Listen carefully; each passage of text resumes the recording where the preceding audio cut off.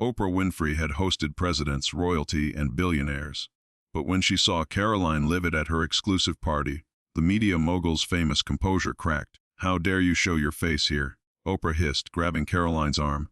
The 27-year-old's response left America's most powerful woman speechless. August 12, 2025. Martha's Vineyard, the summer playground of America's elite, was buzzing with its usual mixture of old money restraint and new money excess. Oprah Winfrey's sprawling $32 million estate stretched across 29 acres of pristine coastline. Its manicured gardens and private beach, serving as the backdrop for the most exclusive gathering of the summer season. The annual Oprah's Empowerment Gala was more than just a party, it was a statement of belonging. To receive the hand-calligraphed invitation meant you had arrived, that you were part of the inner circle that shaped American culture, politics, and commerce. CEOs of Fortune 500 companies mingled with A-list actors, best-selling authors chatted with tech moguls, and progressive politicians networked with media influencers. Everyone who was anyone in liberal America was there. Everyone except Trump Republicans. They were, quite explicitly, never invited. Karoline Leavitt hadn't planned to crash Oprah's party. The 27-year-old White House press secretary was on Martha's Vineyard for entirely different reasons, a conservative donor's retreat at a nearby estate. But fate, in the form of a junior staffer's error, had intervened. The mix-up happened at the high-end stationery company that handled invitations for multiple vineyard events. Caroline Kennedy was supposed to receive an invitation to Oprah's gala. Karoline Leavitt was supposed to receive details about the conservative retreat, but similar names led to swapped envelopes, and neither woman noticed the error immediately. Karoline discovered the mistake 3 days before the event. She held the cream-colored invitation embossed with gold lettering and laughed. "Can you imagine?" She told her husband Nicholas over dinner. "Me at Oprah's liberal love fest." But as she thought about it more, an idea formed. Why not go? Not to cause trouble, but to see how the other half lived. To understand the opposition. And yes, maybe to make a point that conservatives couldn't simply be excluded from every cultural space. "You're not seriously considering it," Nicholas said, reading her expression. "Why not? The invitation has my name on it. Technically, I was invited." "Technically, it's a mistake. A mistake that could be educational," Karoline countered. "Besides, what's the worst that could happen? They ask me to leave." How naive that question would seem in hindsight. On the night of August 12th, Karoline chose her outfit carefully. Not the designer gowns that would dominate Oprah's party, but a simple navy blue dress she'd bought at Nordstrom for $340. Professional, respectful, but not trying too hard. She added her signature accessories, a small gold cross necklace and, after some deliberation, a subtle American flag pin on her lapel. Not a MAGA pin, just the flag. The security at Oprah's estate was extensive but discreet. Private guards in dark suits checked invitations at multiple checkpoints. Karoline's heart raced as she handed over the embossed card at the main gate. The guard scanned it, frowned slightly at his tablet, then looked at her. "Karoline Leavitt." "That's correct," she said, maintaining eye contact. He studied her for a moment, perhaps recognizing her from TV but unable to reconcile the Trump spokesperson with Oprah's guest list. Finally, he waved her through. "Enjoy your evening, Ms. Leavitt." The main house was a masterpiece of architectural understatement, all clean lines and floor-to-ceiling windows that framed spectacular ocean views. The party was already in full swing, with most guests gathered on the vast lawn that rolled down to the private beach.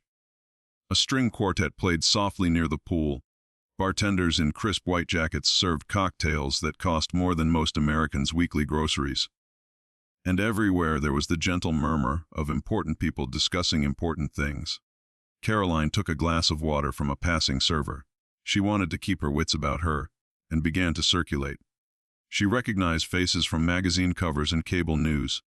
Gayle King holding court near the gazebo, Anderson Cooper laughing with Andy Cohen by the bar, various Hollywood types whose names she couldn't quite place but whose faces screamed prestige television.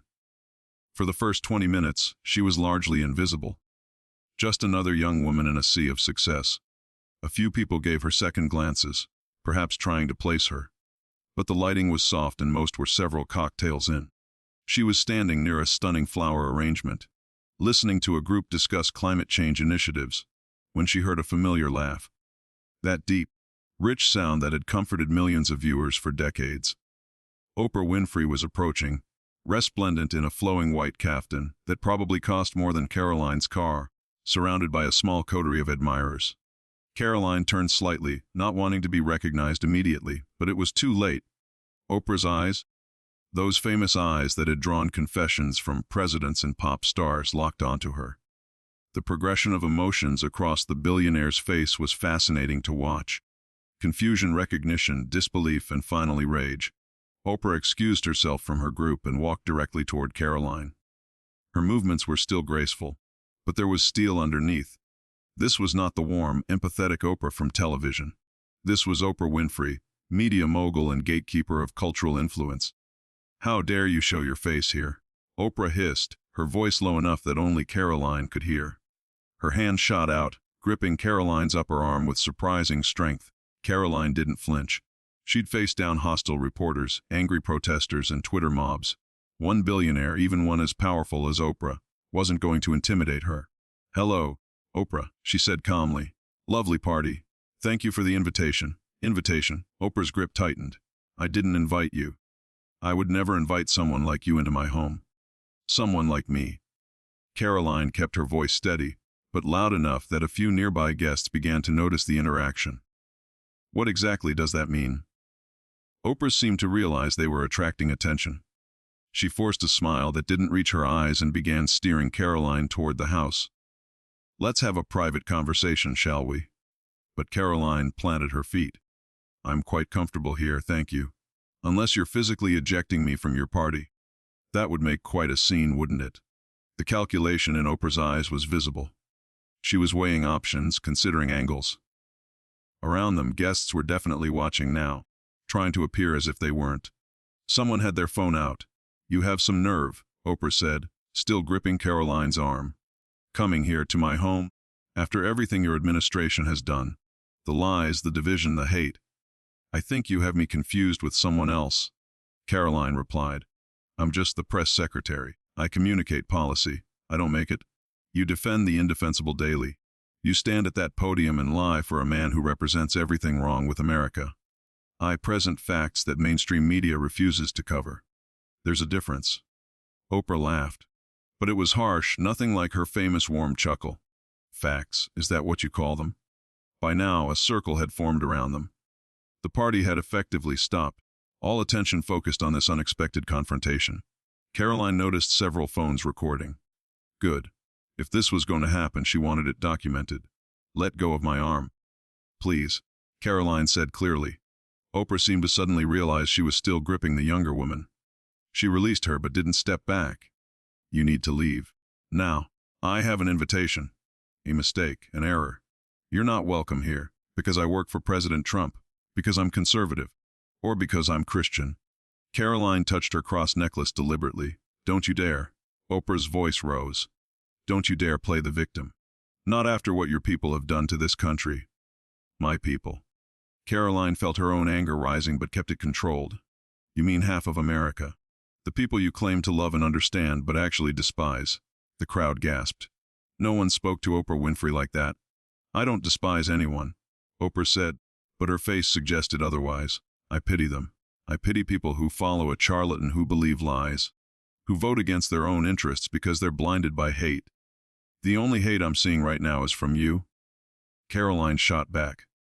The great Oprah Winfrey, who built an empire on empathy and understanding, can't even tolerate someone with different political views at her party. This isn't about politics. Oprah's famous control was cracking. This is about basic human decency. Your boss puts children in cages. That policy started under Obama, whom you campaigned for. But facts don't matter when you have narratives, right? "How dare you? How dare you?" Karoline interrupted, her voice rising to match Oprah's. "You talk about unity and healing, but you literally have security screening your guests for political affiliation. You've created an echo chamber where everyone thinks exactly like you and then wonder why you're surprised by election results." "Get out," Oprah said coldly. "Get out of my home. Make me." Karoline replied. "Call security. Have them drag out the Trump spokesperson. I'm sure that will look great on social media. Billionaire Oprah forcibly ejects young woman for wrong politics. The memes write themselves." Oprah's face flushed. She was trapped and she knew it. Any physical action would be a PR disaster, but allowing Karoline to stay was equally unthinkable. "You're everything wrong with this country," Oprah said, her voice shaking with rage. "You and your cult leader boss.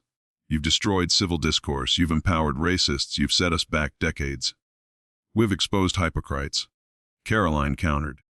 "Rich liberals who lecture working Americans about privilege while living in compounds. Who preach diversity while their parties look like country club gatherings. Who claim to fight for the poor while hoarding billions. I've given away more money than you'll ever see. Tax write-offs don't equal virtue, Oprah. And charity doesn't excuse elitism." The crowd was mesmerized. This was better than any show Oprah had ever produced. The queen of daytime being challenged by someone a third her age, and not backing down. Gayle King pushed through the crowd. "Oprah, honey, let's just..." "No." Oprah shook off her best friend's hand. "I want her to understand what she represents. You stand at that podium and you normalize fascism. You make excuses for racism. You gaslight America daily. I tell truths that make you uncomfortable. There's a difference. Truth, you wouldn't know truth if it what?" Karoline stepped closer. "If it challenged my worldview, if it threatened my power, if it revealed that maybe, just maybe, the other side has valid points." "You have no valid points." "Your entire ideology is based on hatred and fear," says the woman, literally shaking with rage because someone she disagrees with is at her party. "Who's acting on fear here?" Oprah opened her mouth, then closed it. For perhaps the first time in decades, she was speechless on camera. Karoline seized the moment. "You know what I see when I look around this party? I see the most privileged people in America convinced they're victims. I see billionaires who think they're revolutionaries. I see people who've never struggled to pay rent lecturing others about economic anxiety. You don't know anything about my struggles. Your struggles ended decades ago, Oprah. Now you're the system you once fought against. You're the gatekeeper, the one who decides who's acceptable and who isn't, and anyone who doesn't bow to your politics is exiled. If you don't like it, leave. Is that your message to half of America? Conform or get out, and you wonder why Trump won. The mention of Trump's victory was like throwing gasoline on a fire. Oprah's carefully maintained composure finally shattered completely. "He won because of people like you," she shouted. "Enablers! Liars! You sold your soul for power. I found my voice in service to my country. You sold yours to the highest bidder long ago." "How dare you! I've built schools, I've changed lives!" "What have you done besides spew propaganda?" "I've given a voice to the voiceless. The people you fly over in your private jet. The ones you've forgotten exist except as props in your inspirational stories." The party had completely stopped now. Even the string quartet had ceased playing.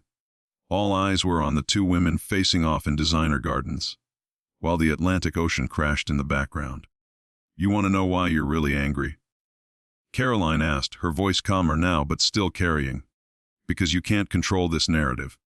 For the first time in decades, someone is standing in your space and telling you truths you don't want to hear. And there's nothing you can do about it. I can have you removed. But you won't. Because you know I'm right. Because you know the optics would be terrible. Because deep down, you know that kicking out the young conservative woman proves every point I've made about liberal intolerance." Oprah stood there, breathing heavily, her white kaftan billowing in the ocean breeze. Around them, guests shifted uncomfortably. This wasn't the evening they'd expected. "You crashed my party," Oprah finally said, her voice lower but still venomous. "You came here uninvited to make a scene." Karoline pulled out her invitation. "My name, your signature. Make of that what you will. It was a mistake. The only mistake was thinking you could keep half of America out of polite society forever. We're here, Oprah. We're not going away. And we're not going to be silent anymore. You're going to lose. Your movement, your president, everything you stand for. History will judge you. History will record that when given the chance to bridge divides, Oprah Winfrey chose segregation. When faced with different ideas, she chose exile. When confronted with diversity of thought, she chose uniformity. Get out. Oprah's voice was barely above a whisper now. Get out and never come back. Karoline nodded. I'll leave. But not because you're ordering me. Because I've made my point. Everyone here has seen the real Oprah Winfrey tonight. Not the benevolent queen of inspiration, but a petty tyrant who can't tolerate dissent. She turned to address the crowd. Enjoy your echo chamber. Enjoy your bubble. But remember this moment when you wonder why you keep losing elections. You can't heal a divided country by excluding half of it. Karoline began walking toward the exit, the crowd parting like the Red Sea. But she stopped and turned back to Oprah one last time. You know what the saddest part is? I grew up watching you. You inspired me. You taught me that a woman could speak truth to power, could challenge systems, could refuse to be silenced. I learned those lessons well. I just don't think you expected them to be used against you. With that, she walked away, leaving Oprah standing in the middle of her own party, surrounded by supporters but somehow looking very alone. The videos hit social media before Karoline even reached her car. The Oprah meltdown began trending within an hour. The footage was extraordinary. Oprah Winfrey, composed television icon, completely losing it over a party crasher. But more than that, it was the content of the argument that sparked fierce debate. Conservative Twitter exploded with support for Karoline. She exposed the liberal elite. Oprah can't handle the truth. This is why we won, they hate us. Liberal Twitter was equally energized but in the opposite direction. Karoline Leavitt is a disgrace. How dare she crash a private event? Oprah was too kind. I would have called security immediately. But it was the middle ground, the independents and moderates, whose reactions were most interesting. Many expressed discomfort with Oprah's behavior. I don't like Trump, but Oprah was out of line. Whatever happened to civil discussion? This is why the country is so divided. By morning, the story had exploded beyond social media. Every major news outlet covered it. CNN tried to spin it as Trump official crashes private event, but the video told a different story. Fox News ran it on loop with the Chiron. Oprah's hate exposed. Oprah's team went into crisis mode. A statement was released. Winfrey regrets that an uninvited guest disrupted what was meant to be a celebration of positive change. She stands by her commitment to inclusive dialogue, but believes there are appropriate venues for political discourse. But the damage was done. The image of Oprah gripping Karoline's arm, the fury in her face, the dismissal of, you people, it all reinforced narratives about liberal elitism that conservatives had pushed for years. Karoline held a press conference the next day. She was calm, composed, professional, everything Oprah hadn't been. I attended an event to which I had an invitation, she said. I was met with hostility, physical aggression, and political discrimination. If this is how the liberal elite treat differing opinions in private, imagine what they'd do with real power. A reporter asked, did you intentionally crash the party to provoke a confrontation? I attended with an open mind, hoping to engage with people who think differently than I do. Unfortunately, I discovered that diversity of thought is the one diversity they won't tolerate. What was your takeaway from the experience? Karoline paused, choosing her words carefully. That we have more work to do to heal this nation than I thought. When someone like Oprah Winfrey, who built her career on bringing people together, can't even tolerate the presence of someone with different politics, that tells us something profound about where we are as a country. The fallout continued for weeks. Oprah's carefully cultivated image took a serious hit. She'd always been seen as above the partisan fray, a uniter rather than a divider. But the video showed a different side, angry, intolerant elitist. Several scheduled guests on her various platforms quietly canceled. Brands reassessed their partnerships. The woman who could sell anything suddenly found her touch less golden. Meanwhile, Karoline became a conservative hero. She'd walked into the lion's den and emerged victorious. Speaking invitations poured in. Her social media following quadrupled. There was talk of a book deal. But perhaps the most significant impact was on the national conversation. The confrontation became a Rorschach test for American politics. How you interpreted it depended entirely on your prior beliefs. To conservatives, it was proof of liberal hypocrisy, the party of tolerance showing its true intolerant face. To liberals, it was an example of Trumpist aggression, crashing private spaces to own the libs. To many in the middle, it was just depressing, two accomplished women unable to have a civil conversation because of politics. 3 months later, Oprah attempted damage control with a special episode addressing the incident. She spoke about the heat of the moment, the violation she felt, the importance of boundaries. But she never apologized, never acknowledged that maybe, just maybe, she'd been wrong to react as she did. Karoline watched the special from her office in the White House. When colleagues asked for her reaction, she simply said, "I hope she finds peace." Hatred is a heavy burden to carry. The invitations to next year's Martha's Vineyard parties were sent out 8 months later. The stationery company had implemented new double-check procedures to prevent mix-ups. Karoline Leavitt's name was, unsurprisingly, not on any list. But it didn't matter. She'd already crashed the most exclusive party of all, the one where liberal elites felt safe from challenge. And in doing so, she'd exposed something important about American division. It wasn't just about red states and blue states, different policies or priorities. It was about two Americas that had become so separate, they couldn't even share space at a party. Couldn't even pretend to be civil for the length of a summer evening. The security footage from Oprah's estate was never released. But guests who were there still talk about it. The night when the Queen of Daytime met her match in a 27-year-old conservative. The night when bringing people together met its limits. The night when everyone learned that in modern America, some divides are too deep for even Oprah to bridge. Years later, cultural historians would point to that August evening as a perfect encapsulation of the era. Two women, both successful, both American, unable to coexist in the same space because of politics. It was tragedy masquerading as drama, division dressed up as resistance.